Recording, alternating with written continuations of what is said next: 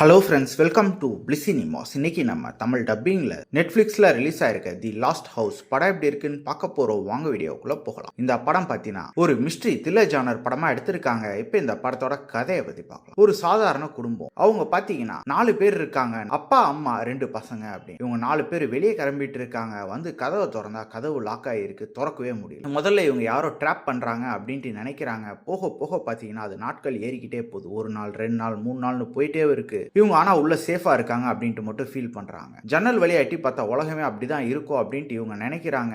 பார்த்தா இவங்க ட்ராப் ஆகி உள்ளே இருக்காங்க. உள்ள இருக்க ஃபுட்டோ எல்லாமே காலி ஆயிட்டே இருக்கு. சர்வைவலுக்கு கஷ்டப்படுற நிலைமை அப்படி இப்படின்னு சர்வே பண்ண ஆரம்பிக்கிறாங்க. அதுக்கு என்னென்ன தேவையோ அவங்க ஃபேமிலிக்காக அவங்க பண்ணிக்கிட்டே இருக்காங்க. இப்படி போயிட்டே இருக்கிறது பார்த்தீங்கன்னா வருஷ கணக்கில் நீளுது. இவங்களை இப்படி ட்ராப் பண்றது யாரு, அந்த சக்தி என்ன, கடைசியில அதுல இருந்து இவங்க வெளியே வந்தாங்களா இல்லையா அப்படின்றது தான் இந்த படத்தோட மொத்த கதையே. இப்ப இந்த படத்தோட பாசிட்டிவ் பத்தி பார்க்கலாம். பாசிட்டிவ் கண்டிப்பா படத்தோட ஆரம்பத்திலே இவங்க அந்த சர்வைவல் ஃபீலை கொண்டு வந்ததுனால படம் ஆரம்பத்திலிருந்தே எங்கேஜிங் ஆரம்பிக்குது. அது கடைசி வரைக்குமே சூப்பரா எங்கேஜ் பண்ணிருக்காங்கன்னு சொல்லலாம். அதே மாதிரி இவங்க 4 பேர் வீட்டுக்குள்ள இருந்தாலும் அவங்க ஃபேமிலி பாண்டிங்கா இருக்கட்டும், ஒவ்வொருத்தருக்கும் அவங்க பண்ணிக்கணும்னு நினைக்கிற விஷயங்கள் எல்லாத்தையுமே ரொம்ப நீட்டாவே காமிச்சிருக்காங்கன்னு சொல்லலாம். குறிப்பா பெர்ஃபார்மன்ஸ் பார்த்தீங்கன்னா நம்ம ஹீரோ ஹீரோயின் ஒரு அல்டிமேட்டான ஒரு பெர்ஃபார்மன்ஸை கொடுத்துருக்காங்க. தரமான ஒரு பெர்ஃபார்மன்ஸ் படத்தையே ஹோல்ட் பண்ணிருக்காங்க. படத்துல இவங்க மெயின்டைன் பண்ணிருக்க மிஸ்ட்ரி போர்ஷன்ஸ் எல்லாமே ரொம்ப நீட்டாவே ஒர்க் அவுட் ஆயிருந்தது. அதே மாதிரி டெக்னிக்கலியும் படம் சவுண்டாவே இருந்தது. சினிமோட்டோகிராஃபி, சவுண்ட் எஃபெக்ட்ஸ், பிஜிஎம் எல்லாமே. இந்த படத்தோட நெகட்டிவ் பத்தி பார்த்தீங்கன்னா இந்த படம் பார்த்தீங்கன்னா ஒரு வீட்டுக்குள்ளேயே காமிக்கிறாங்க. மிஞ்சி போனா அதை விட்டு வெளியே காட்டுறாங்க. அதனால ஒரு சில இடங்கள்ல அது சலிப்பை தட்டதான் செய்யுது. பார்த்த இடத்தையே திருப்பி திருப்பி பார்க்குறோம் அப்படின்ட்டு.